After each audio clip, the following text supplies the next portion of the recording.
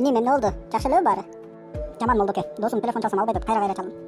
Ошо абада ушунча капаланасыңбы? Сураныч, эгер эртеси күнү ал кишини көчөдөн көрүп калсаң, эмнеге чалсам албадың деп сурап баштаба. Себеби сенин көңүлүңдү оорутпаш үчүн чалганыңды байкабай калыптырмын деген актануусу менен аны жалган айтууга мажбур кыласың.